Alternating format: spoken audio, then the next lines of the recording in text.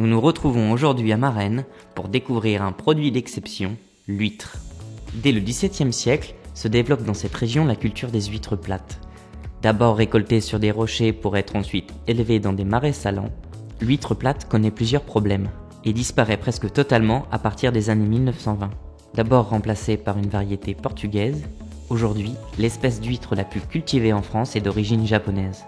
Une huître met 3 ans à devenir adulte. Et dans la région de Marennes, ces dernières sont spécifiques grâce à l'affinage en clair. Une claire est un bassin naturel à fond d'argile. Après être devenues adultes en mer, ces huîtres passent 28 jours dans ces clairs qui leur donnent toutes leurs spécificités gustatives. Alors à Marennes-Oléron, on a 4 types d'huîtres. On a une fine de clair, une huître légère en chair, mais avec un goût assez salé, prononcé, un peu océanique. Après, on a la fine de clair, la belle rouge, une huître de qualité supérieure, avec une particularité, c'est que la branchie de l'huître est verte. Donc c'est complètement naturel. On a une petite algue qui se développe dans les clairs de Marennes-Oléron, qui s'appelle la navicule bleue. Après, on a la spéciale de clair. Alors là, c'est une huître déjà pour un consommateur plus averti, avec un taux de chair plus important. Et puis après, nous avons la pousse en clair, qui est le summum de Marennes-Oléron. Donc elle n'est pas affinée en clair, elle est élevée en clair. Donc elle prend toute la saveur du terroir. Donc vous avez des goûts herbacés, sucrés, iodés. Et c'est vraiment l'huître des connaisseurs, c'est vraiment l'huître des grands plaisirs.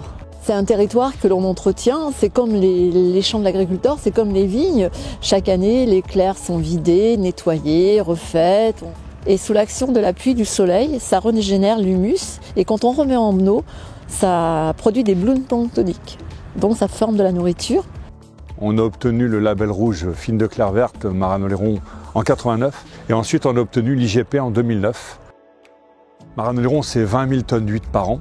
Le marché national, c'est 100 000 tonnes. On représente 20% du marché national et c'est 220 entreprises qui adhèrent aujourd'hui et probablement autant de chefs d'entreprise qui travaillent en famille, donc au moins 400 personnes et un nombre de salariés important derrière. Le marché de l'huître, c'est à peu près 4 grands tuyaux, 4 grands réseaux de distribution. On en a d'environ 25-30%, c'est le traditionnel, à savoir les restaurants, les brasseries, le marché de gros de Rungis. Celui-là, il souffre énormément en ce moment avec la fermeture des restaurants. On a aussi un gros 30%, 30-35% qui est la grande distribution.